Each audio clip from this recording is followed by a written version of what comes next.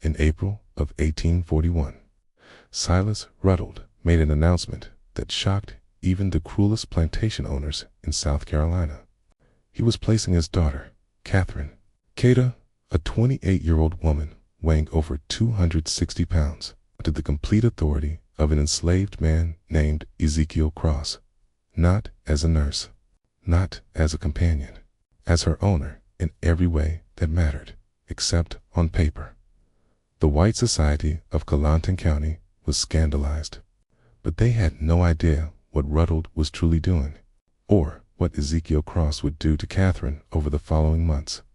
By November, Catherine's body had changed in ways no one could explain. 13 men were dead. Cypress Grove plantation was nothing but ash. What really happened between that enslaved man and the plantation owner's daughter? What did he do to her that terrified everyone who witnessed it? Before we uncover the disturbing truth, subscribe, hit that bell, and comment your state below. Now, let me take you back to where it all began.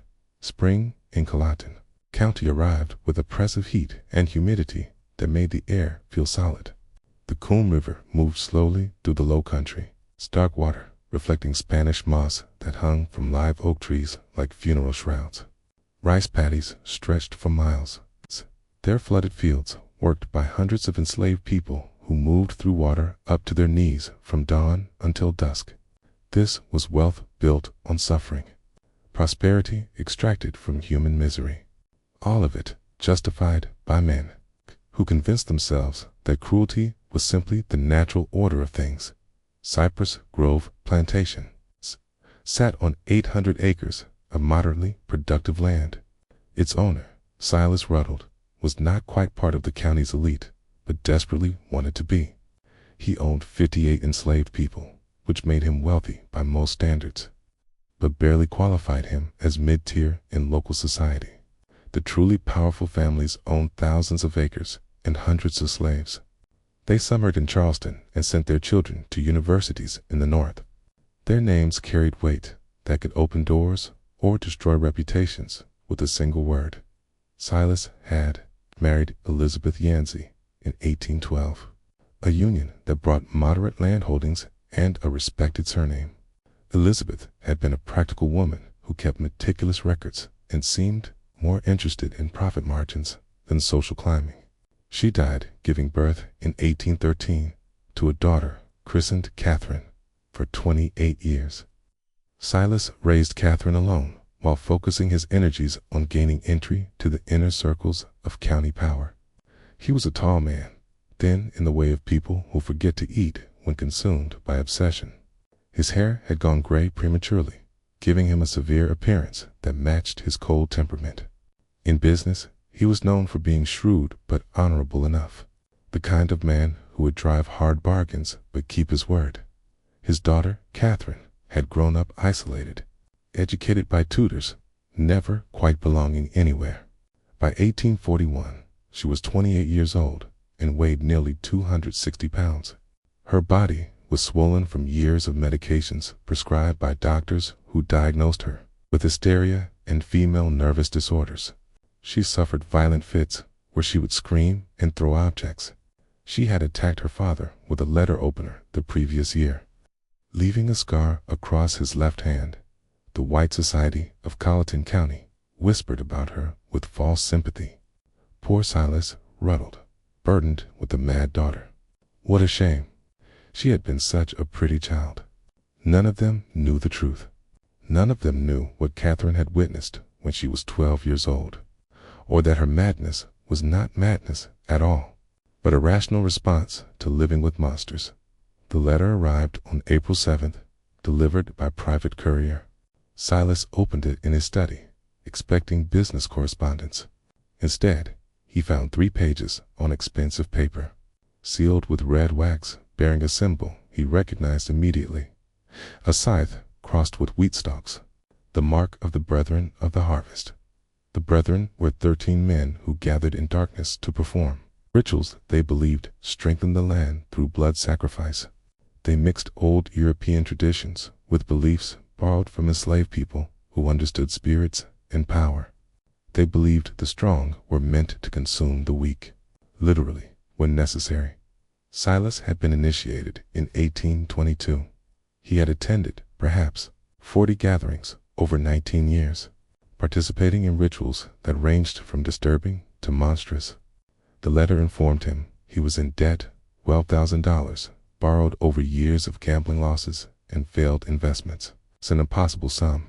Repayment would require selling most of his land and all of his slaves, destroying everything he had built. But the letter offered an alternative, a demonstration of commitment from members in difficult positions.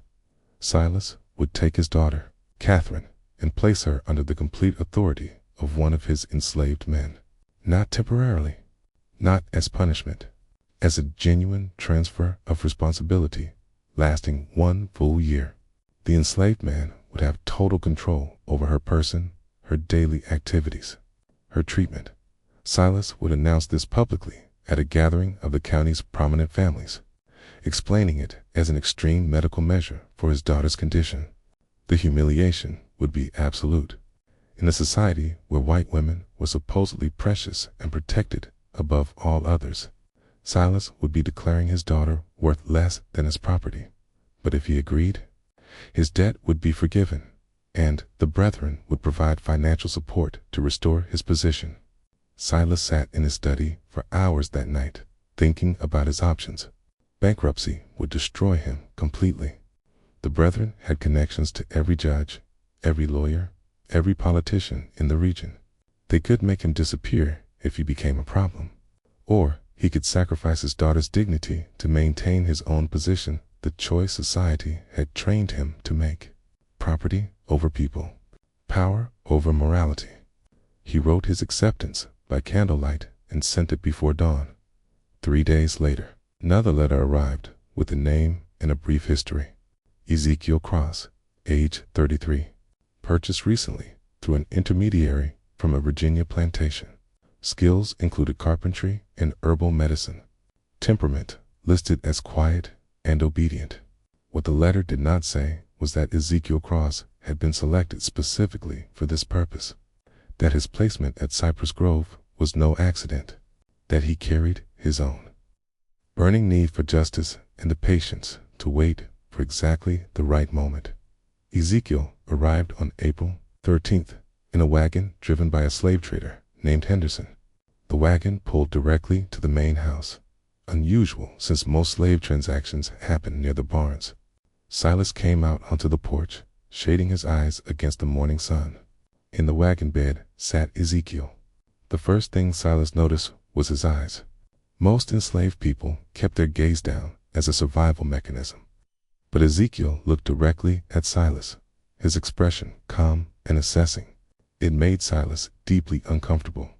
Ezekiel was tall, perhaps 6'2", with broad shoulders and lean muscle from a lifetime of hard labor.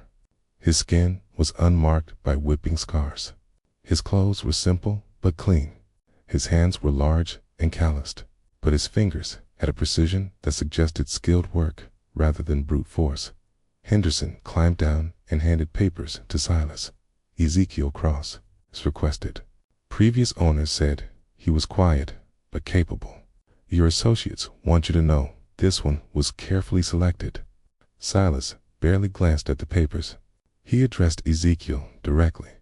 You understand why you are here? Yes, sir. Ezekiel's voice was deep and measured, with a slight Virginia accent. My daughter is unwell. You will be responsible for her care. Doctors have failed.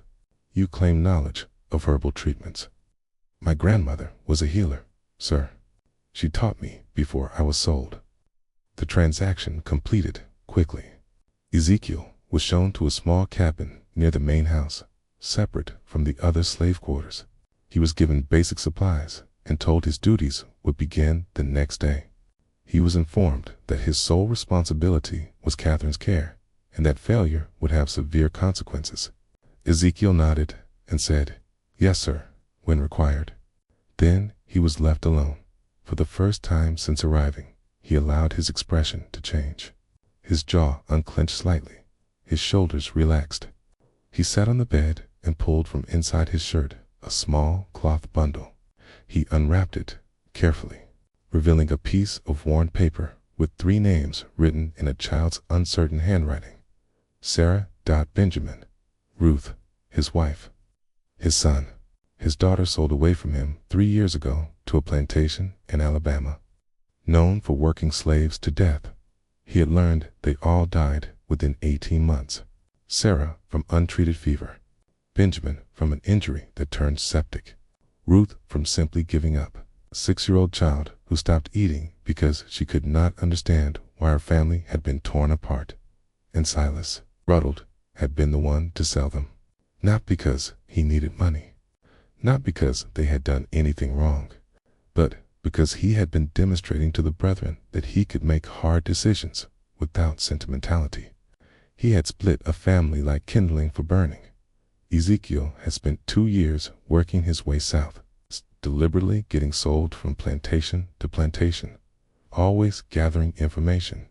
He learned about the brethren through whispers. He learned about their rituals and their members. He learned they considered themselves above any consequence. When the opportunity came to be sold to Ruddled specifically, Ezekiel knew this was his chance. He would have access to Ruddled's house, to his secrets, to his vulnerabilities. And sometimes justice came not from courts or laws, but from patience and planning, and being willing to become exactly as monstrous as necessary. He folded the paper with the 3 names and tucked it away. Then he lay back and stared at the ceiling and began planning what came next. His first day began on April 14th. A house slave named Judith, middle-aged with graying hair, brought him to Catherine's room on the 2nd floor. She knocked reluctantly. "Miss Catherine, your father has brought someone to help with your treatments." A crash from inside, something heavy hitting the wall. Then Catherine's voice, slurred but venomous. "I do not want more treatments. Send him away." Shh. Sentum looked at Ezekiel with sympathy. "She has bad days. This is one." Ezekiel opened the door and stepped inside, closing it before Judith could follow. The room was large but dark, heavy curtains drawn. The air was stale, smelling of unwashed bedding and something else, the sweet rot smell of mercury. Books were scattered across the floor. A shattered picture lay against the wall. Clothes everywhere. Catherine sat in a chair by the cold fireplace, wrapped in a stained dressing gown. Her dark hair hung loose and tangled. Her face was puffy, her eyes unfocused. Her hands trembled continuously on the arms of the chair. She looked at Ezekiel with confusion, then fear, then anger. "Who are you?" I said. "No more doctors." "I am not a doctor, miss. My name is Ezekiel. Your father asked me to help you." "Help?" She laughed harshly. "That is what they all say. Help, treatment, medicine. They mean poison. They mean chains. They mean silence." She stood, suddenly, swaying. "I know what this is. He is punishing me again for remembering, for speaking, for refusing to forget." Ezekiel stood still, non-threatening. "What are you supposed to forget?" The question caught her off guard.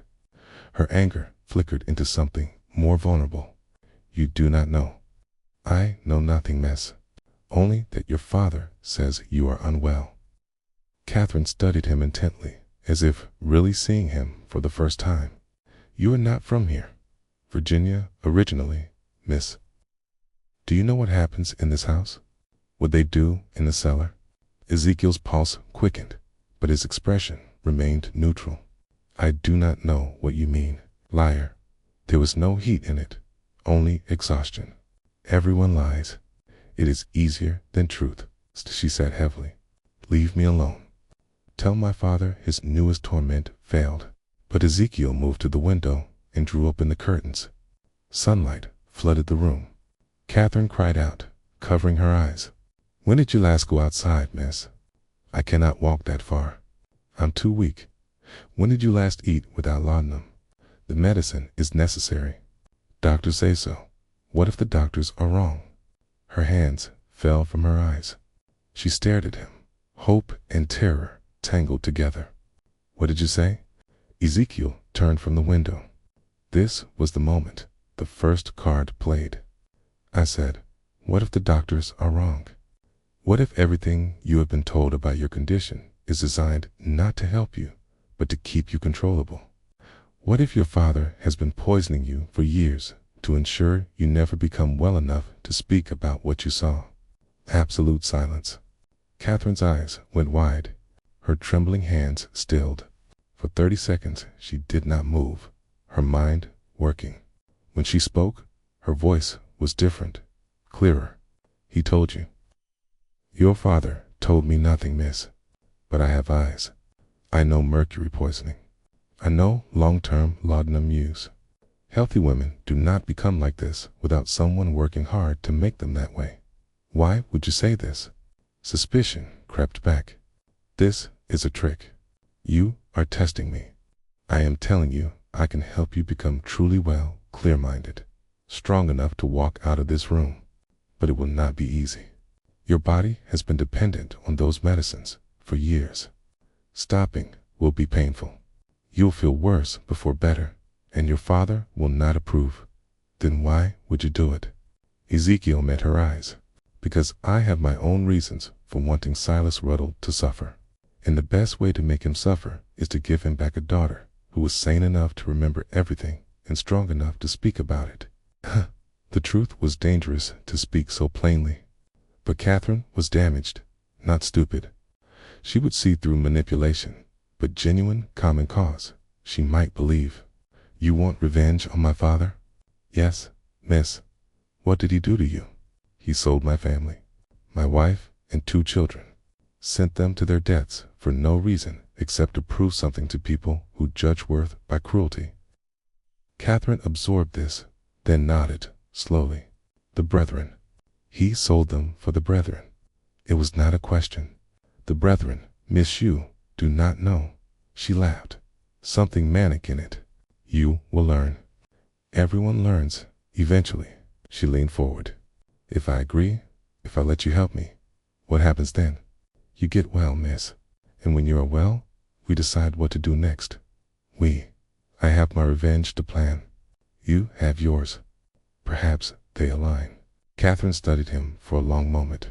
Finally, she spoke. I want them all dead, my father, Judge Pelham, Reverend Crenshaw, all of them, every man who stood in that cellar. I want them to suffer first, to know it is coming, to beg. Then I want them dead. The venom was shocking, not for its intensity, but because it came from someone dismissed as mad and harmless. This was not madness. This was rage, concentrated by years of suppression. Ezekiel nodded. Then we have an understanding, Miss Catherine. If we are conspirators, use my name. I cannot miss, not where anyone might hear. We must be careful. Then know something, Ezekiel. Catherine's eyes glittered dangerously. I have killed before 3 people, house slaves who might have told my father about my lucid moments. I cannot remember exactly how. The laudanum blurs everything, but I know I did it. They disappeared. Their families were told. They ran away. She smiled terribly. So if you plan to betray me, to use me, then dispose of me, know that I am not a victim. I am something worse. Ice ran down Ezekiel's spine. He had expected an ally, not someone whose capacity for violence might exceed his own. But he kept steady. I believe you, miss, and I will not betray you. Good. Catherine stood more steadily. Then let us begin. But I have one condition. When this is over, when we have had our revenge, I want to die. I do not want to live with what I have seen and done. You will help me with that too. Agreed? Ezekiel had not expected that, but he was committed now. Agreed. Then we have a deal.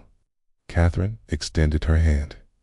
After a moment's hesitation, Ezekiel shook it.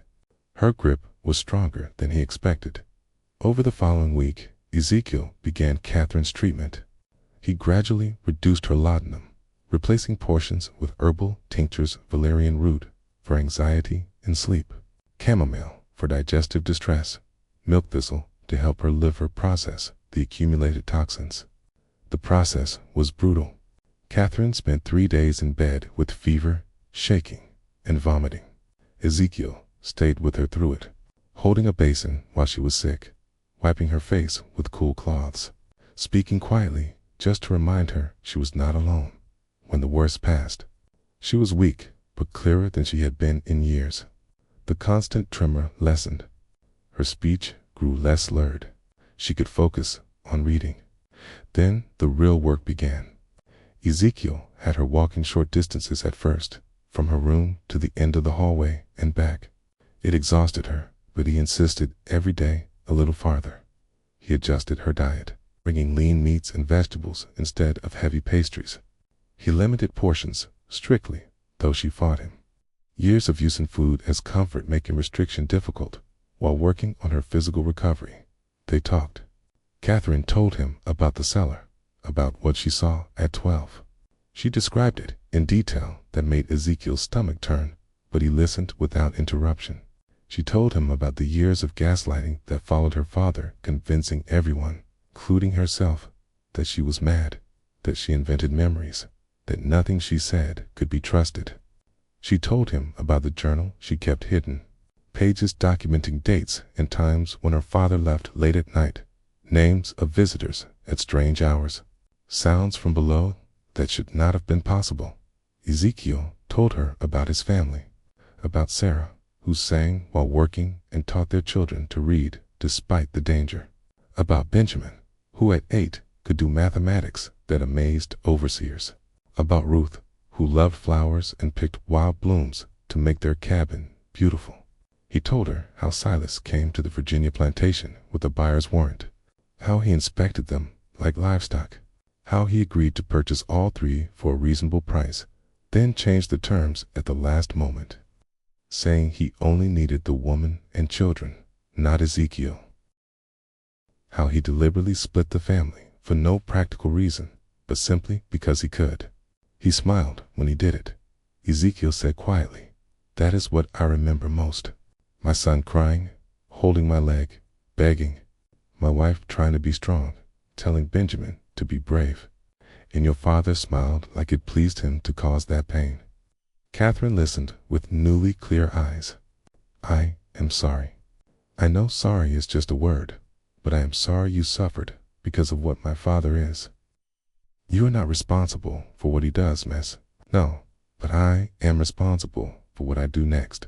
And I promise you, Ezekiel, he will pay for what he took from you. They will all pay." The formal announcement was scheduled for April 29th. 41 people gathered in the Cypress Grove dining room for what the invitations described as an important family announcement. The county's elite arrived in carriages. Judge Pelham with his wife Eleanor, Reverend Crenshaw with his daughter, Marcus Fanning and his family, Benjamin Lyell from the bank. The meal was elaborate oysters, roasted duck, multiple rice dishes, sweet potatoes, fresh bread, and a towering cake for dessert. Through it all, Catherine sat at her father's right hand, eating sparingly, speaking when spoken to, volunteering nothing. Ezekiel served alongside the other house slaves, moving quietly, refilling glasses, clearing plates. He was invisible to most of the guests, but he listened to every word, watched every interaction, filed away information. After dessert, Silas stood and tapped his glass. "My friends, thank you for joining us. As you know, Catherine has been unwell for years. We tried every treatment doctors from Charleston, a specialist from Philadelphia. Nothing helped until recently." He gestured toward Ezekiel. 2 weeks ago, I brought in Ezekiel, who has knowledge of herbal medicine. As you can see, Catherine is much improved, clearer, calmer, more herself than she has been in many years. Polite murmurs rippled around the table. Catherine kept her expression neutral, though Ezekiel saw her hands gripping her napkin beneath the table. "This improvement," Silas continued, "has led to a difficult decision. Catherine requires ongoing care more intensive than our household can provide. After much consideration, I have decided Ezekiel will assume full responsibility for my daughter's welfare.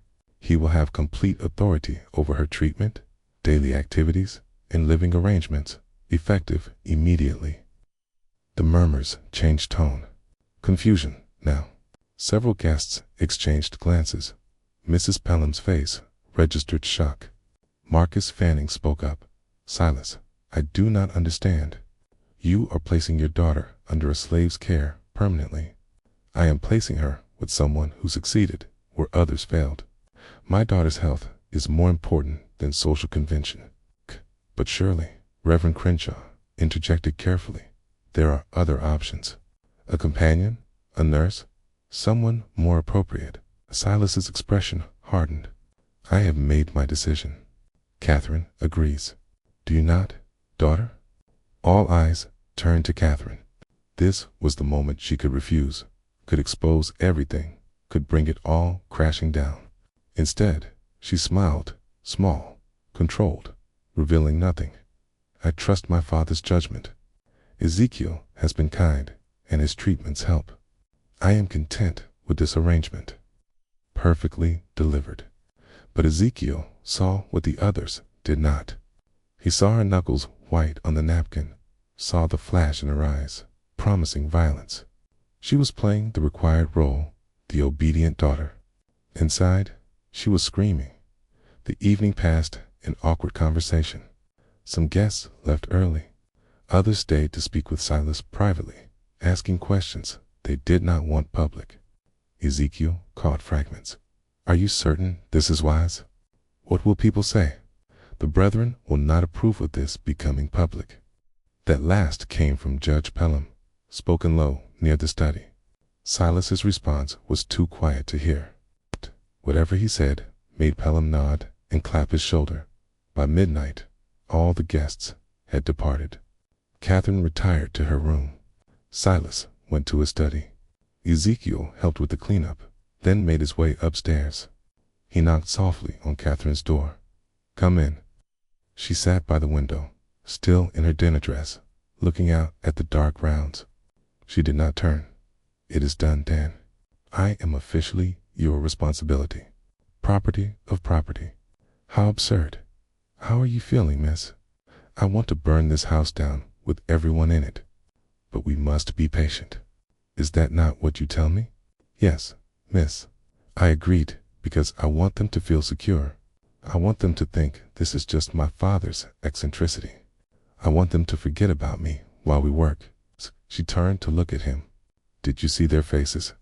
The disgust. The pity. They think I'm pathetic. They have no idea what we are planning. And what exactly are we planning, miss? Catherine moved to her dresser and pulled out a wooden box. Inside were papers covered in her handwriting. I have been documenting everything I remember for years. Dates, names, ritual descriptions, coded so it looks like nonsense if found. But I can decode it. We have enough to destroy 20 men. And will anyone believe us, miss? A woman recently recovered from madness and an enslaved man. No, which is why we need proof. They cannot dismiss real physical evidence. She pulled out one specific page. I know where they keep their records. The brethren maintain a ledger of all activities, every ritual, every sacrifice, every member's participation. It ensures everyone is equally guilty. My father mentioned it years ago before he realized I would remember. Where is this ledger? In the cellar.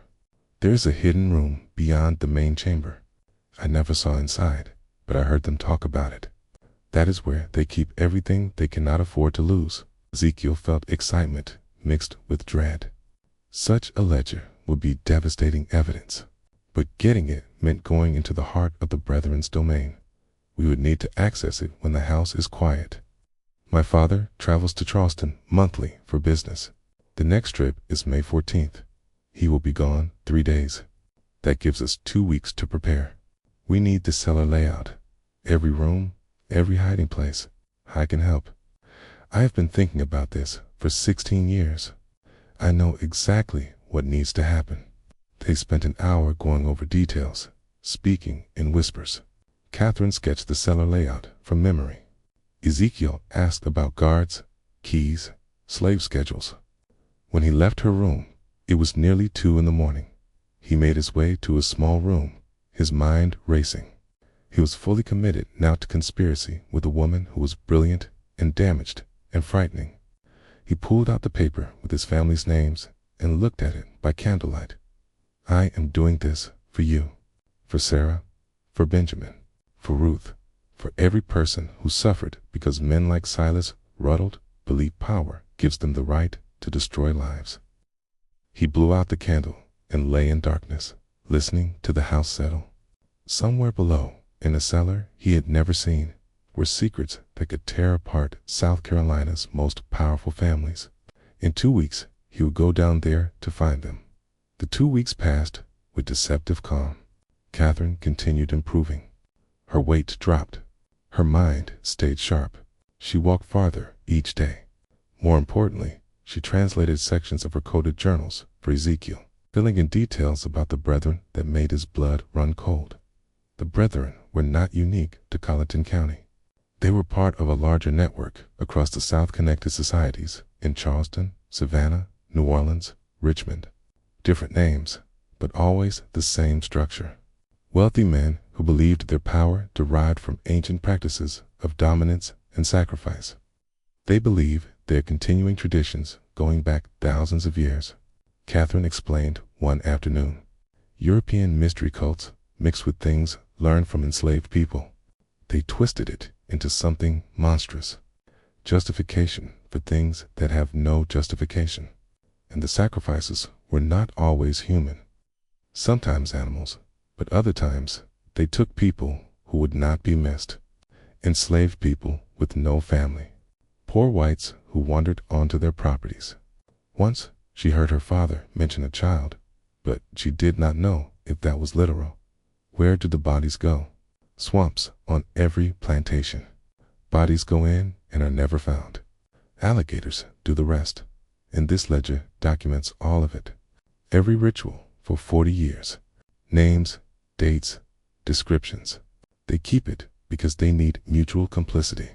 Everyone equally guilty, so no one can expose the others without destroying themselves. May 14th arrived. Silas left for Charleston early in the morning, taking his carriage and manservant. He would stay with associates, attend to business, and was expected back the evening of May 16th. That gave them almost 3 full days. They waited until nightfall before moving. The house settled into its evening routine. By 10, the main house was silent. They met in Catherine's room. She had changed into simple, dark clothes that allowed freedom of movement, her hair pulled back tightly. She looked like someone preparing for battle. "Are you certain, miss?" "I have never been more certain." "Let us go." The cellar entrance was in the kitchen, behind the pantry. The door looked like wall paneling, but when pressed just right, it clicked open, revealing narrow stairs descending into darkness. The smell hit immediately damp earth, old smoke, and something organic and rotten. Catherine noticed his reaction. "You get used to it. I wish I could say you stop smelling it, but I would be lying." Keo, carrying a shuttered lantern that provided minimal light. The stairs were steep and worn, the wood creaking. After 20 steps, they reached the bottom. The cellar was larger than expected, easily 30 feet square, with low ceilings supported by thick beams. The floor was packed earth. The walls were lined with stones that wept moisture. At the center was what Catherine called the altar, though now it looked like a heavy wooden table. Dark stains on its surface and grooves carved into the edges told their own story. Around the room were candle holders, clay jars sealed with wax, wooden boxes, and a rack holding black robes trimmed in crimson. Along one wall were shelves containing books and papers. Catherine moved with the certainty of someone following a memorized map. She led Ezekiel to the far wall, where the stones appeared solid. She pressed one particular stone. Something clicked. A section swung inward, revealing another chamber. This room was smaller, about 10 feet square, and here the brethren kept its secrets. The ledger sat on a wooden stand in the center, massive, 2 feet tall and 18 inches wide, bound in dark leather with metal clasps. Next to it were smaller journals. Along the walls were shelves containing jars Ezekiel refused to examine too closely. "There," Catherine whispered, pointing. "That is what we need." Ezekiel moved to the stand and opened the book carefully. The pages were thick parchment, covered in meticulous handwriting. Names and dates went back to 1800. Ritual descriptions were written in clinical detail, like scientific experiments rather than atrocities. He began reading, and with each entry his horror deepened. These men had not committed occasional violence. They had made it systematic. Regular gatherings every 6 weeks, rituals timed to agricultural cycles, believing the land fed on blood. They had killed at least 37 people over the years, probably more. Mostly enslaved people, but also poor whites, indigenous people, anyone vulnerable. There were notes about consumption. They had not just killed, they had eaten. Pieces of victims, prepared in specific ways, consumed during ritual meals they believed transferred power. "Dear God," Ezekiel whispered, "this is worse than I imagined. I tried to tell you." Catherine's voice was flat. "I watched them when I was 12. I watched them cut pieces from that woman on the altar. I watched my father raise a goblet and drink. Then I spent 16 years being told I was insane, that I imagined it all. But I knew. I always knew." Ezekiel turned pages, searching for entries about his family. He found them in October 1838. 3 lines. Purchased family unit from Virginia. Woman Sarah. Children Benjamin and Ruth. Separated from male to demonstrate resolve. Sent to Alabama contact. Payment received. 3 lines. That was all his family's destruction merited. "We need to take this," Ezekiel said, his voice tight with rage. "No." Catherine placed a hand on his arm. "If we take it now, they will know immediately. We need to copy the most important entries first." She was right. But Ezekiel wanted to burn everything. Revenge required patience. It required being smarter than the enemy. They spent 3 hours working. Catherine had brought paper and ink. She copied entries describing specific rituals, focusing on those that named current members. Ezekiel documented victims, creating a list of names and dates that could potentially be cross-referenced with other records. The work was exhausting, made worse by the content.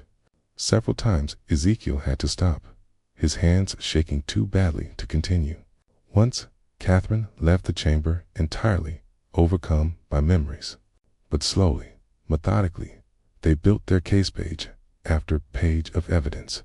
They were so focused that neither heard footsteps on the cellar stairs. The first indication that something was wrong came when light flared in the outer chamber. Its lantern light, far brighter than their single lamp. Ezekiel looked up sharply. Silas Ruddled stood in the doorway, flanked by 2 other men. Behind them, at least 4 more figures filled the main cellar. "I must admit," Silas said calmly, "I am impressed. I did not think you would find the inner chamber." Catherine rose slowly, placing herself between her father and Ezekiel. "You were supposed to be in Charleston." "I was supposed to be," he replied, "but I never trusted your miraculous recovery. So I made arrangements. I left this morning, yes, but I returned this afternoon and watched the house all evening, waiting to see what you would do."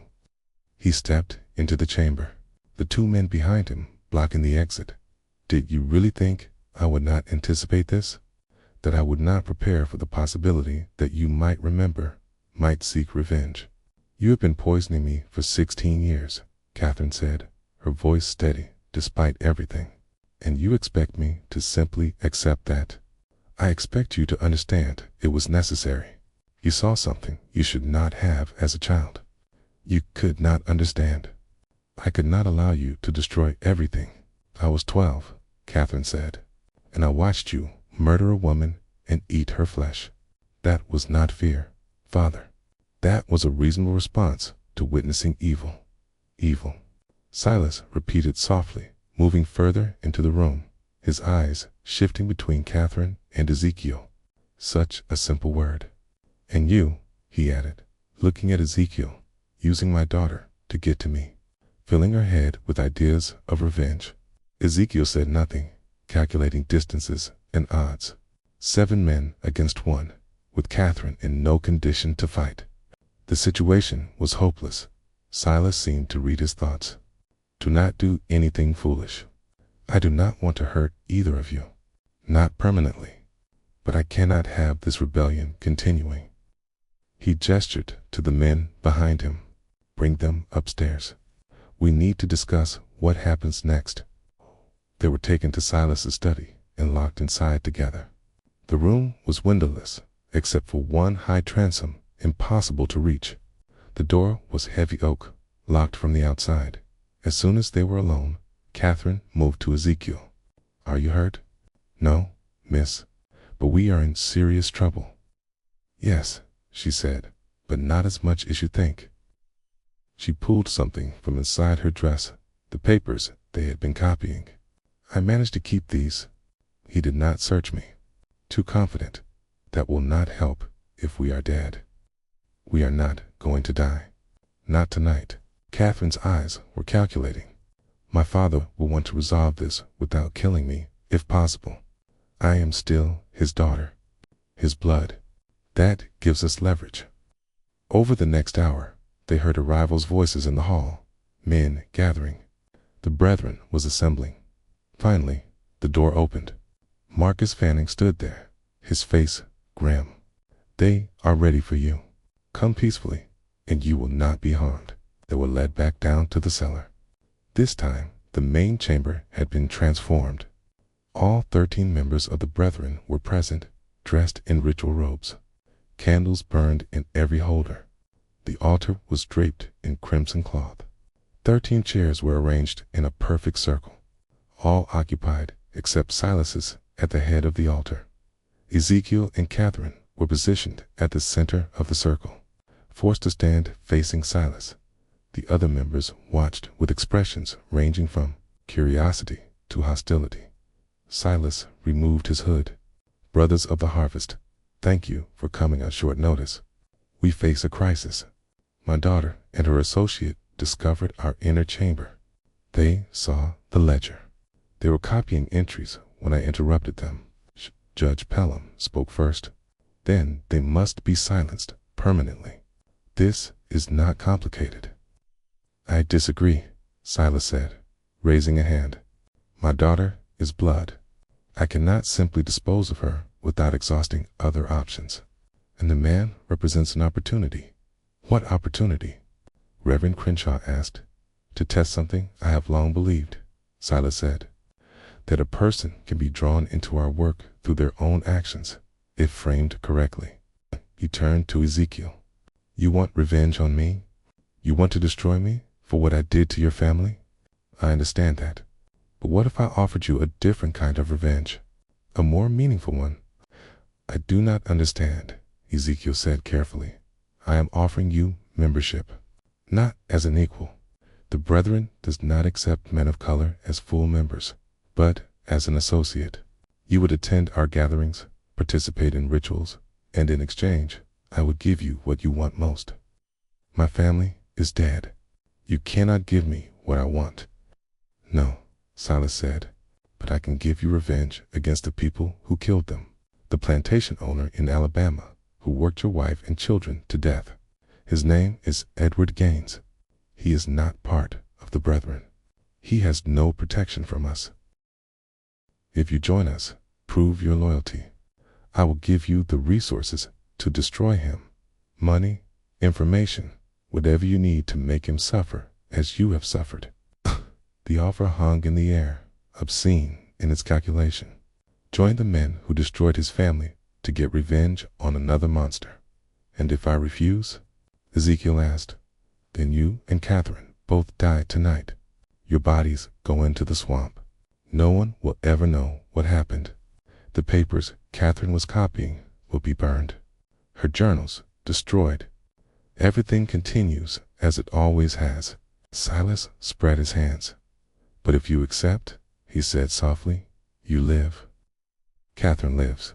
You get your revenge. All it costs is your soul. Ezekiel looked at Catherine. Her face was pale, but she gave him the slightest shake of her head. Do not do it. Whatever happens, do not become them. But Ezekiel was thinking about accepting, about getting inside their organization, about gathering more evidence, about buying time. He looked back at Silas. What happens to her? She returns to her room, resumes her medications, forgets what she has seen. The alternative is she dies alongside you. No. Catherine's voice cut across the chamber. I will not forget again. I will not be silenced.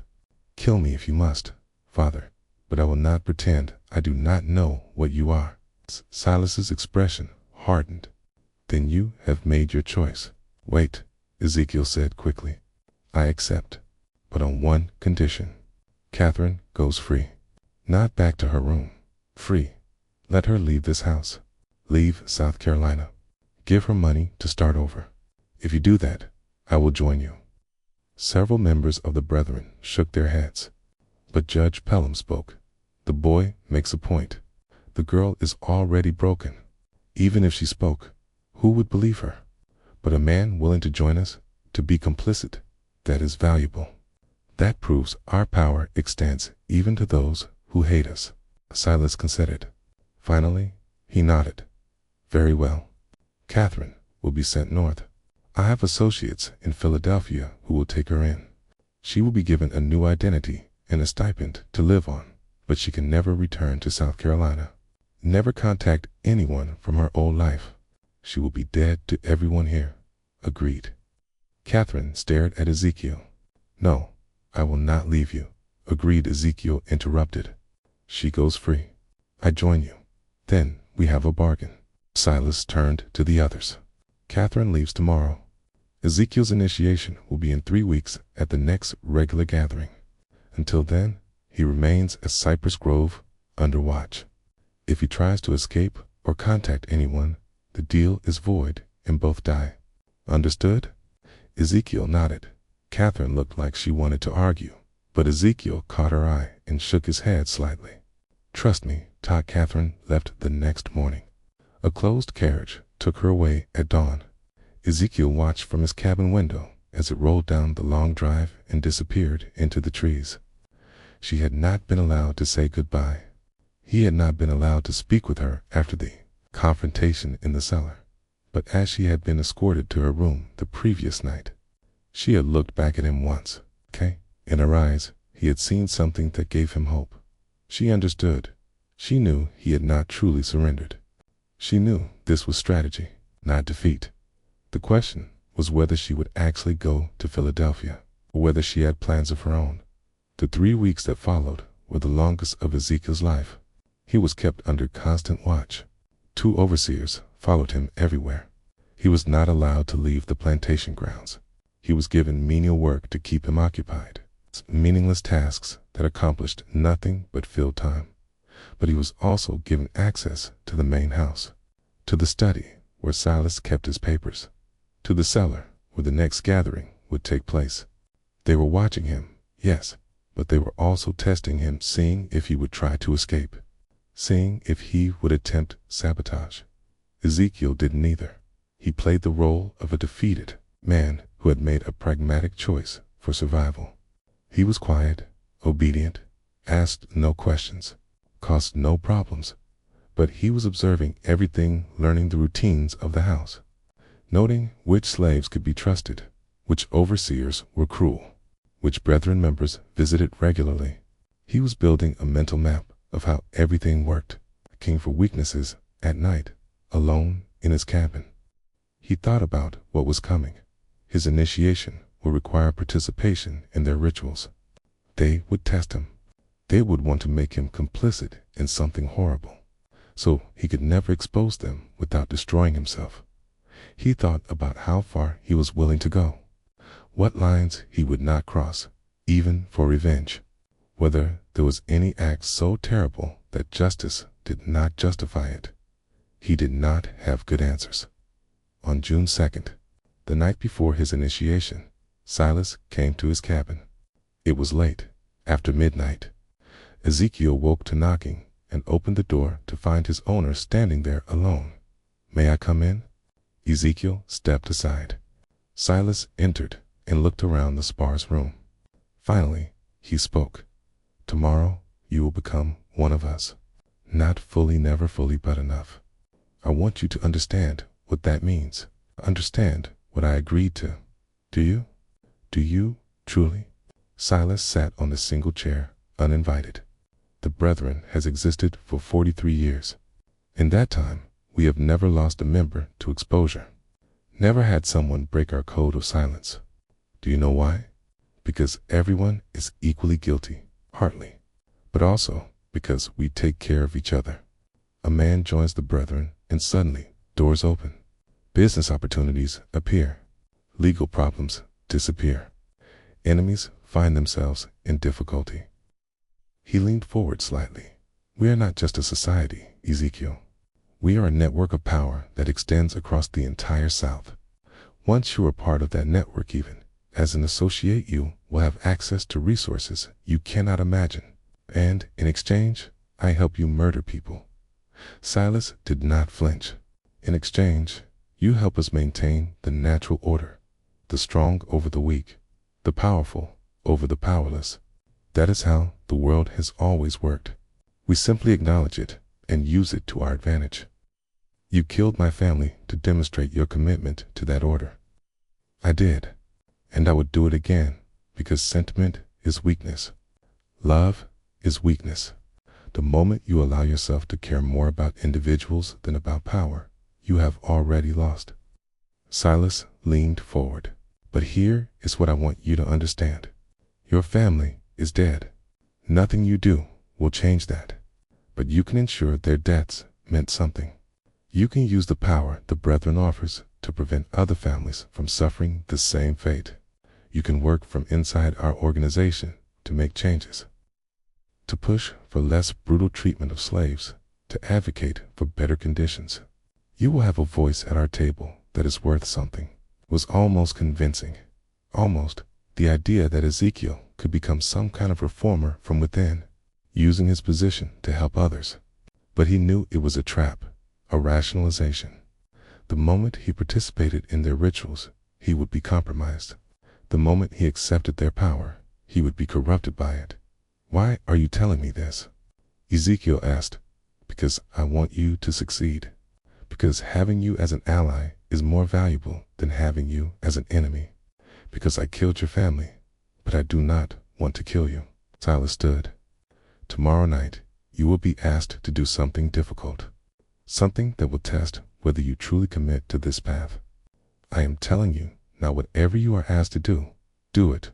Do not hesitate. Do not show weakness. Because if you fail the test, both you and Catherine die. Yes, I know she's not really in Philadelphia.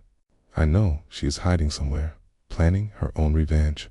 But I have people watching for her. The moment she surfaces, if you have not proven yourself, she will be found and killed. Do you understand?" Ice flooded through Ezekiel. Catherine was alive, but she was in danger, and his actions tomorrow would determine whether she lived or died. "I understand," Kay said quietly. Silas nodded and left without another word. Ezekiel sat alone in the dark cabin, thinking about the impossible position he was in.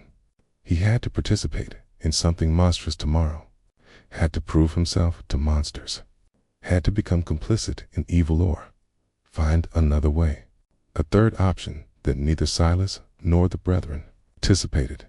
He pulled out the paper with his family's names and looked at it by the moonlight coming through the window.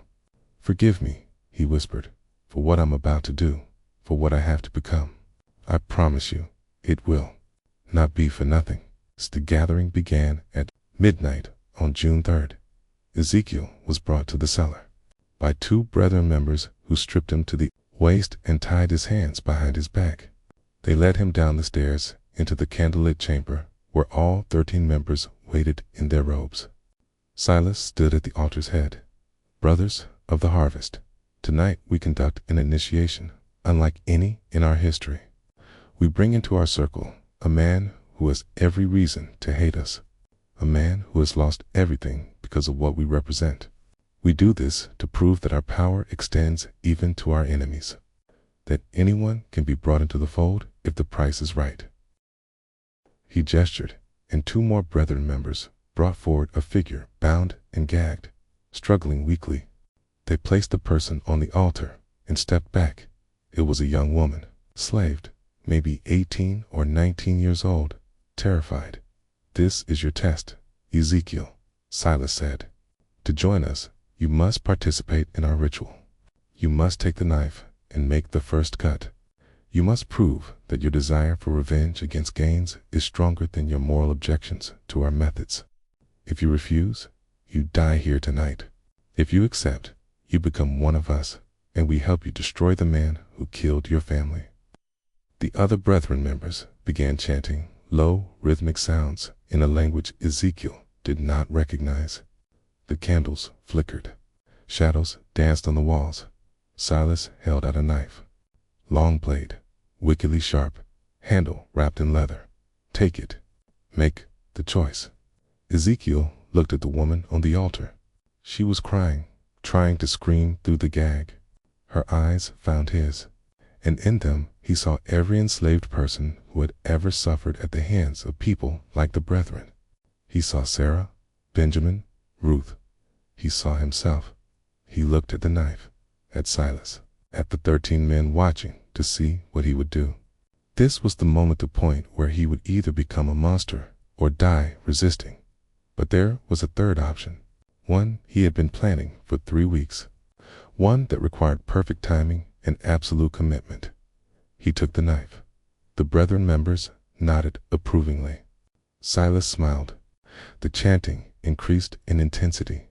Ezekiel stepped toward the altar. The woman's eyes went wide with terror. He raised the knife, and then he moved, not toward the woman, but toward the nearest brethren member. The knife gleamed in a candlelight before anyone could react, plunging deep into the nearest man's throat. Blood sprayed, and he collapsed to the ground. Without hesitation, Ezekiel yanked the fallen man's robe off and hurled it onto the nearest candles, plunging half the room into darkness. Chaos erupted. Ezekiel moved like fury made flesh. Every year of rage, every memory of loss, focused into action. He grabbed another man as a human shield, threw him into 2 others, entangling them, struck a knee until it cracked, smashed a candle holder into a face. The brethren were men of privilege, not warriors. Ezekiel was neither soft nor pampered. He fought toward the altar where the young woman lay, freed her bonds with the knife he had kept, and shouted, "Run!" She scrambled from the altar and fled as Ezekiel faced the remaining 7 brethren, who blocked the stairs. "You have made a terrible mistake," Silas said, calm amid the carnage. "You have killed yourself and Catherine both." "Maybe," Ezekiel said, "but I'll take as many of you with me as I can." What he did not know was that Catherine had returned to the main house. She had never gone to Philadelphia. For weeks she had been hiding in the slave quarters, planning, gathering allies among the enslaved people of Cypress Grove. When she heard the commotion, when she saw the young woman burst from the kitchen screaming, she knew the time had come. The reckoning to Catherine had spent weeks recruiting. Under cover of darkness, she moved from plantation to plantation, speaking to people who had grown up under Silas's ownership. She told them about the brethren, the cellar, the ritual's end, that tonight they could end it. 23 men and women answered her call, those who had lost children, friends, decades of freedom, and endured unimaginable cruelty. They came armed with tools of labor axes, scythes, hammers, and with the rage of generations. When the young woman fled from the cellar, Catherine led them down. The brethren, still struggling with Ezekiel, did not hear them coming until it was too late. The enslaved people surged into the cellar like a tidal wave. There was no mercy, no hesitation. These were people who had been property their entire lives, told their suffering did not matter.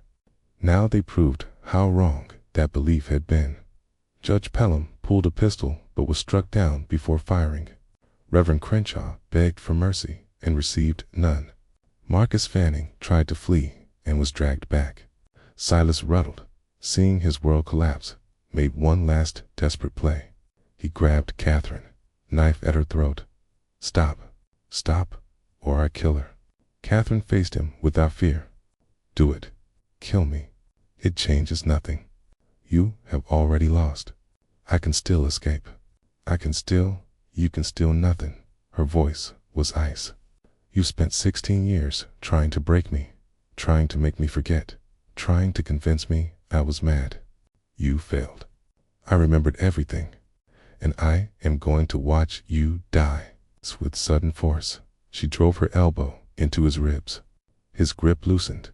She spun free, and, before he could recover, Ezekiel was there. The plantation owner and the enslaved man faced each other. Every ounce of power, privilege, cruelty, kuah, and self-importance Silas had wielded meant nothing now. "You took everything from me," Ezekiel said quietly. "My wife, my children, my life. You did it for no reason but to prove something to men who valued cruelty over humanity." "Please," Silas whimpered. That single word, pathetic, desperate. "Did my wife say please? My son? The others you killed in the cellar?" Ezekiel shook his head. "No mercy. Not for him. Not ever." What followed was swift and brutal. The enslaved people made sure none of the brethren survived. 13 men who believed themselves untouchable learned that power was an illusion, that cruelty always returns. When it was over, Catherine stood in the center of the cellar, surrounded by bodies, shaking not from fear, but from release. 16 years of rage had finally found its outlet. Ezekiel came to her. "Are you hurt?" "No. And you?" "Minor cuts. Nothing serious." He surveyed the carnage. "What do we do now?" Catherine's grim smile met his eyes. "Now, we burn it all. The cellar, the ledger, the evidence. Every trace of what happened here must be destroyed." Ezekiel hesitated. "But that evidence, it could prove what they did, could bring justice." Catherine laughed, bitter and raw. She looked around at the devastation. "Justice." Ezekiel looked at her, slowly understanding. This was justice. The only justice they were ever going to get. Ezekiel knew she was right till they tried to take the ledger to the authorities. The surviving brethren from other counties would hunt them down and kill them. This could only end if everyone believed the Cypress Grove chapter had perished in an accident. No evidence, no witnesses, no story to tell. "Then we burn it," Catherine said. They spent the next 2 hours preparing. The enslaved people who had helped them departed before dawn, returning silently to their plantations. They would say nothing. They had seen nothing. That was survival. Catherine and Ezekiel poured oil across the cellar floor, stacked wood and kindling, and positioned the bodies in ways that might pass as an accident. Finally, they placed the ledger and all journals in the center of the altar. "Wait," Ezekiel murmured, flipping the ledger one last time to the pages about his family. Carefully, he tore them out, folded them, and tucked them inside his shirt. "For them," he thought, "so they are not forgotten." Catherine nodded. She held a candle to the oil-soaked wood. The fire caught instantly. Within minutes, the cellar was a roaring inferno. They fled up the stairs and stood outside, watching as Cypress Grove Plantation burned. Smoke curled into the sky, visible for miles. Questions would come, but they had their story ready. A tragic accident. A candle knocked over. The master and his guests trapped below. No one would ever know the truth. As the sun rose over the ruins, Catherine turned to Ezekiel. "What will you do now?" "Go north. Use the chaos to disappear. Maybe find others who want to fight. Build a network to help people escape." He pulled out the paper with his family's names. "I cannot bring them back, but I can make sure others do not suffer the same fate. I'll go north too. Use the money I've been taking from my father's accounts for years. Start over." Catherine paused. "But I will not forget. I will document everything that happened here. Write it down so that someday someone knows the truth. They'll seal your records if you try to make them public, Ezekiel said. Then I will hide it, code it, leave it somewhere to be found decades from now, when we are all dead, when it can't hurt us anymore. She looked at the burning house. Truth has a way of surfacing eventually, even when people try to bury it. Stayed until the fire burned itself out, until Cypress Grove was nothing but ash and blackened timbers, until no trace remained that 13 men had gathered to commit atrocities. Then they walked away in opposite directions, Catherine north toward Charleston and eventually Philadelphia, Ezekiel west toward the frontier, where enslaved people could vanish into communities that asked no questions. They never saw each other again. The official story unfolded exactly as planned, a tragic accident. Silas Ruddled and 12 prominent gentlemen were meeting at Cypress Grove when a fire broke out, perishing in the cellar. A terrible loss for Colleton County. Funerals were held with full honors. Eulogies praised their contributions. Catherine Ruddled was reported to have died as well, her father's mad daughter, trapped in her room, unable to escape. No one questioned it. No one looked too closely. The enslaved who had helped remained silent, scattered across South Carolina and beyond, carrying the secret to their graves. Years passed. Cypress Grove's ruins were demolished, the land sold, new buildings constructed. Life moved on, covering the past with the present. But whispers persisted. Stories told in the slave quarters late at night about the plantation where the masters burned, about the night justice came to men who thought themselves untouchable, about the woman and the man who made it happen. The stories shifted with each telling, becoming legend, becoming myth, but the core remained. Cruelty had consequences. Power was not absolute. Sometimes the powerless found their power in 1863. During the Civil War, Union troops occupied the land where Cypress Grove had stood. They discovered old tunnels beneath the property, bones in the nearby swamp, and markings on trees hinting at ritual sites. But the war moved on, and no one had time to investigate further. In 1971, during demolition work, a journal was found, sealed in a wall. It detailed everything: names, dates, rituals, victims, but as Catherine had predicted, it was coded. Before anyone could fully decode it, the journal vanished from county records. Some say it was destroyed. Others claim it was taken by descendants of the Brethren families guarding their ancestors' secrets. A few believe it still exists somewhere, waiting to be rediscovered when the time is right. What is known is this: the powerless can strike back. Justice, when denied, can still find a way. 13 prominent men perished in a fire in 1841. Catherine Ruddled vanished shortly afterward, though no body was ever confirmed found.